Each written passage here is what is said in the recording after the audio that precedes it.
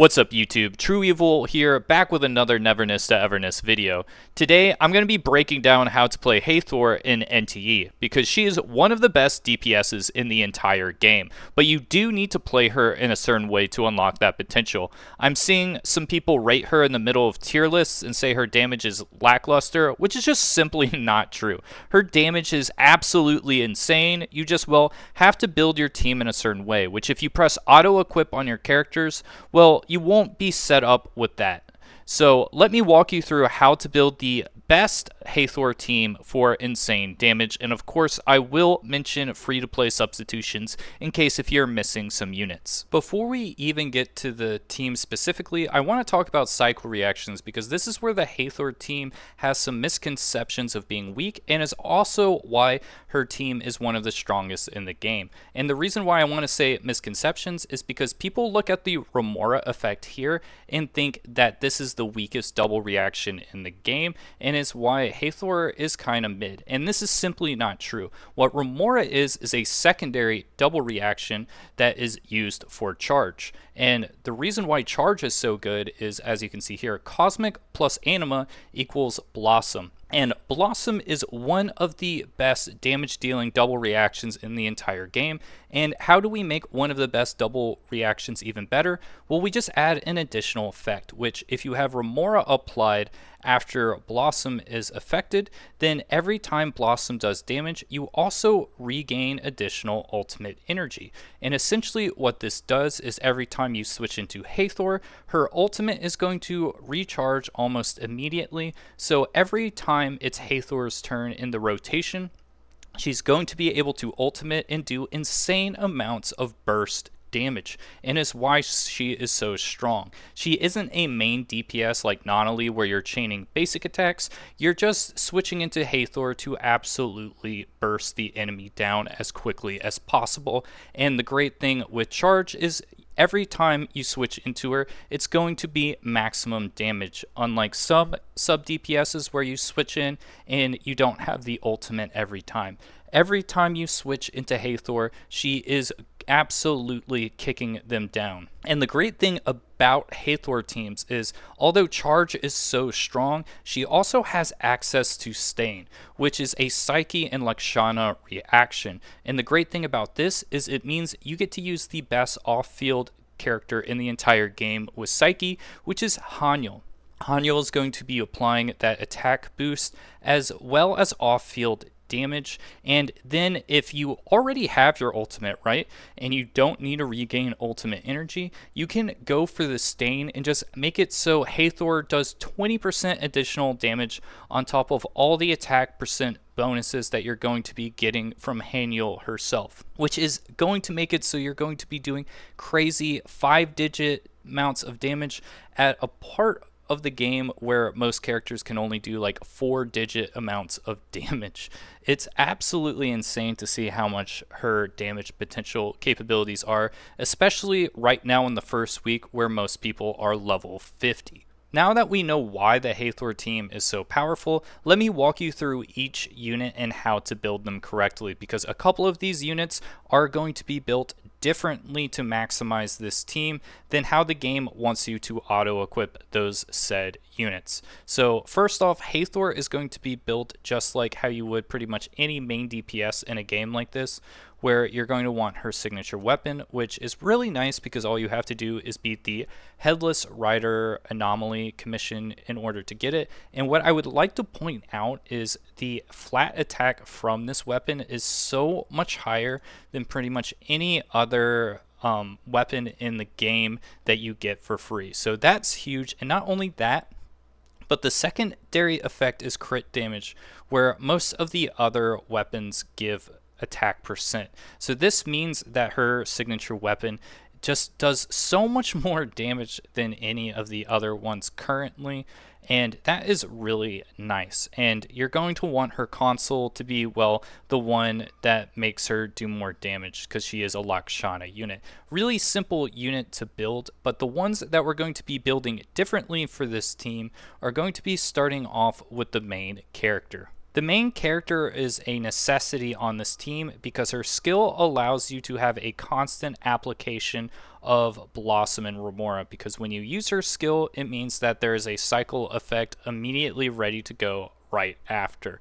And because of that, we're not building her as a sub DPS that wants to do damage. We're building her in a way so we can spam her skill as much as possible. And because of that, the arc you're going to want to use is Day Off. And that is because of the charge efficiency right here. You don't really care about anything else on this card, which means that if you pay $2 for the card that makes it so you do more damage, well, this isn't as good because that means there's going to be more downtime in your rotation, which is not what we want. We want her to be as efficient as possible. So that's why we want the Day Off card. And then for her console, it's going to be different than what the game really wants you to do, because the game really wants you to have Lost Radiance with her, and this is not what you want on the Hathor team. What you actually want is going to be Speedy Hedgehog. The reason why you want Speedy Hedgehog instead of Lost Radiance is because even though Lost Radiance is really nice with this defense ignore, so you can ultimate, then use the skill and swap into your Blossom or Remora unit, the Speedy Hedgehog is going to give you a charge efficiency. And because we're using the main character more as glue than a damage dealer, we're also going to get this damage bonus, which means that our Hathor and Blossom enabler is going to be able to inflict more damage. And you might think it's weird that I'm recommending to use Speedy Hedgehog on the main character because we are going to be using Haniel on this team, but let me explain why real quick. You might think it's weird that I recommended Speedy Hedgehog on the main character and not for Haniel, and the reason for that is because Haniel doesn't need charge efficiency on this team because you're switching into her mainly as a way to have something to do while you're waiting for your skills to come off of cooldown. And because of that, you don't need her to have charge efficiency. What is better for her is for her off-field damage to be amplified, and because of that, the effect that we want on her console isn't Speedy Hedgehog, but Shadow Creed is going to be the best console for Haniel, because not only is she going to be getting that 15% increase from Speedy Hedgehog from the main character, when Haniel uses her skill, she's going to get an additional 25% attack bonus. So when her off-field starts applying, she's going to have 10% attack from the epic, 25% from the legendary, and then 15% off of the Speedy Hedgehog. So this is a 50% attack bonus, and that is the maximum amount possible, and that's what we want with our off-field character that isn't truly part of the main rotation. We just want her to be dealing the maximum amount of damage possible without us using her. So Shadow Creed is definitely the way to build Haniel, because it's going to mean you have the most DPS that you can possibly do. For our last unit, you're going to want to have Ju Yuan, because she is arguably the best sub DPS and Blossom enabler in the game. If you don't have Ju Yuan, it's perfectly fine to use Mint, but Ju Yuan is just such a powerhouse. And we're not going to build her like the main character, where we're focusing on spamming her main skill for the cycling. We're going to be focusing on the damage on Ju Yuan, and because of that, for her console, you're going to want to have the Anima damage console, and you're going to want to have her signature weapon on the arc. And once again, all of these arcs are obtained for free in the game, which is just absolutely great. I haven't ever played a game that just gives you all of these standard banner characters arcs for free. So that's huge. And not only is she great as a damage dealer, but if you get one dupe, she also arguably becomes the best healer in the game because of this. So that is great on its own. And one of the great things is you can switch what the dupes are. So if you don't need her healing sustain, which is incredible, you can just switch to a damage dealing awakening effect instead. So absolutely amazing. She's going to be our Blossom enabler and secondary damage dealer. So with everything out of the way, let's talk about the rotation on the Hathor team and how to apply it all the time. Let's walk through the rotation now. First, you want to start off with the main character, and if you use Speedy Hedgehog, start with the main skill followed by ultimate. You do this because you want to pad the cooldown between the first and second main skill with as much things as possible, because the second skill is what makes Hathor go online. I'll do this example with Cosmic Radiance, which you would do ultimate then main skill for the defense ignore from that console, so you can see why Hedgehog is just better than this. After you switch to Ju Yuan, her switch plus main skill allows you 6 stacks of her ability, so ultimate immediately after the main skill lands. Then you follow this up with either using her unique 6 shoots ability or a full round of basic attacks, essentially just whatever you can get away with.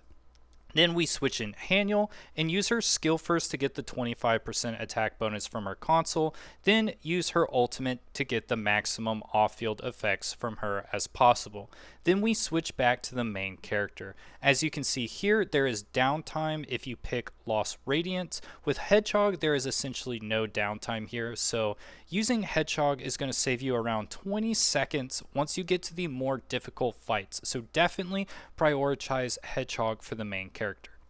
Then you switch to Hathor after that second main skill and ultimate, and then you immediately start to do crazy damage. As you can see from the first ultimate here, we did 17,000 damage at level 50, which is absolutely insane.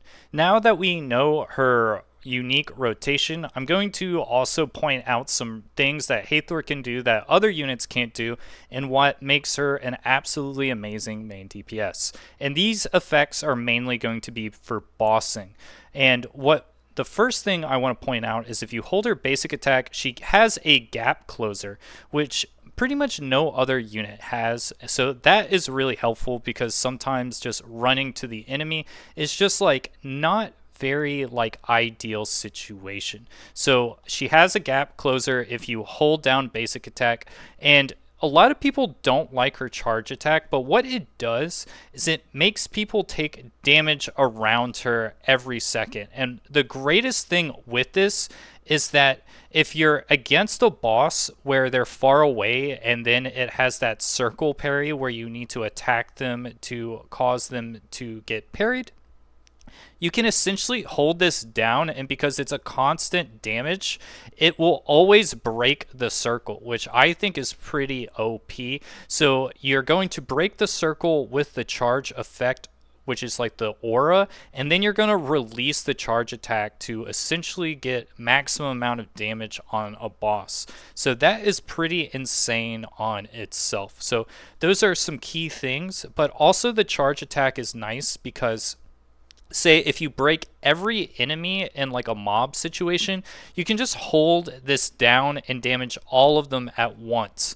So that is really, really strong as well. And why I really enjoy using Hathor, she just has a lot of capability that the other units don't have, and some of the other stronger DPSs are just like spam basic attack, and I like how there's a ton of options with Hathor. So that is my Hathor team rotation guide with some few tips on how to cheese bosses with Hathor as well.